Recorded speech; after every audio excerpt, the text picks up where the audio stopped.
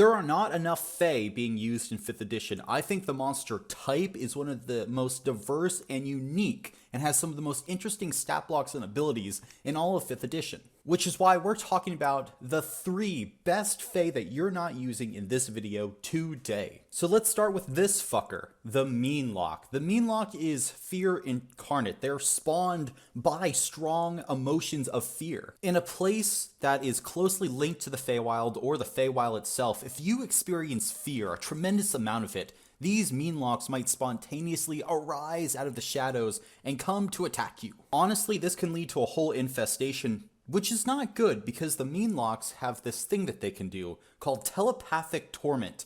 This Telepathic Torment, if it reduces you to 0, you are turned into a Meanlock, and only a wish spell or a divine intervention can restore you to your previous form. I mean, with the average damage that these Meanlocks are doing, even a Town's Guard within 1 hour can pretty much instantly be turned into a Meanlock. They have the possibility for whole ass infestations, which is really bad because they have a powerful fear aura. In numbers, these things are just really difficult to fight. I mean, heck, the claws have a paralyzing effect. And sure, if you're just fighting off one Meanlock, then you'll probably be okay.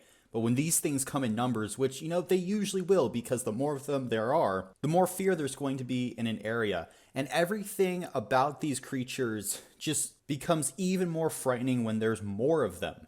A group of these bad boys are nasty indeed. And really, they're the perfect minions for a truly sadistic villain. Honestly, a good plan would be to cause as much fear as possible in an area within the Feywild or close to a Feywild source, and have a bunch of Meanlocks appear. Then tame the Meanlocks in some way, and then using the Meanlocks, convert the populace into more Meanlocks. This is something I want to do eventually. Next up we have the Yethound, and despite looking goofy as all fuck, he's actually the perfect monster for a monster hunt. The Yethound is nasty against low-level parties because it's immune to non-magical weapons and weapons that are not silvered. Mundane weapons simply pass right through the flesh of the hound as if it was made of fog, but magical weapons and silvered weapons still strike true. Their ability, Baleful Bang, has 300 feet of range and makes people run through dangerous terrain if they're frightened. Place this monster in a dangerous battlefield environment and watch as the party actually runs to their deaths among environmental hazards. But one of the coolest things about this creature is its sunlight banishment.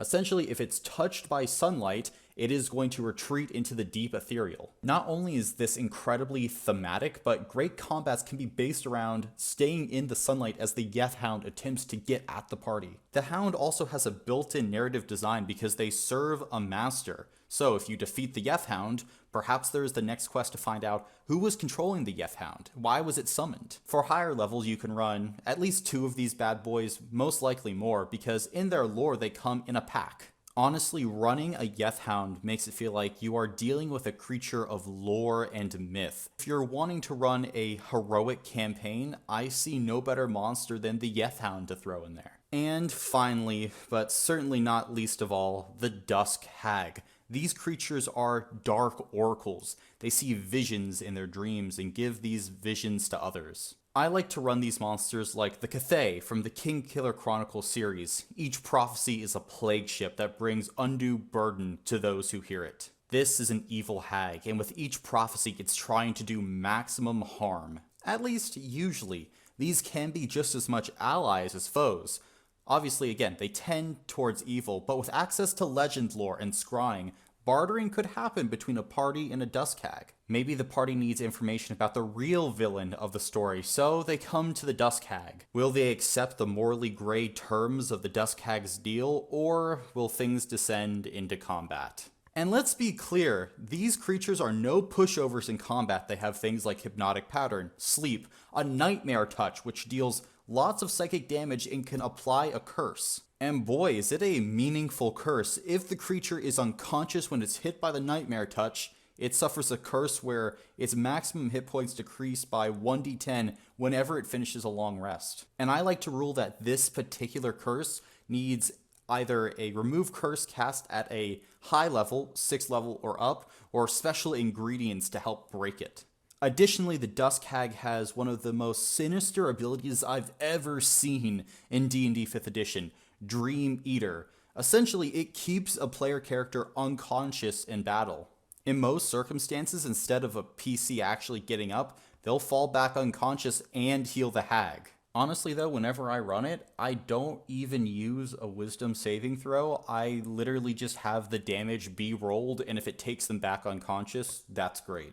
One final tip is I like to have the Dusk Hag sneak in and apply the Nightmare Touch to a player character while they're asleep and then leave. And I usually give them Dimension Door to help facilitate this, but I like the idea that a party is cursed in their sleep by this hag, and as they wake up they realize, ah shit, now I have to deal with this. And nothing will make the party hate this hag more than having their hit points permanently decreased until they do something about it. So basically, as soon as your hag gets that Nightmare Touch curse off, know that they are immediately on the party's shit list. Man, it was fun making this. Like, comment if you want more, and check out this video if you're bored. Thank you for entering the dungeon.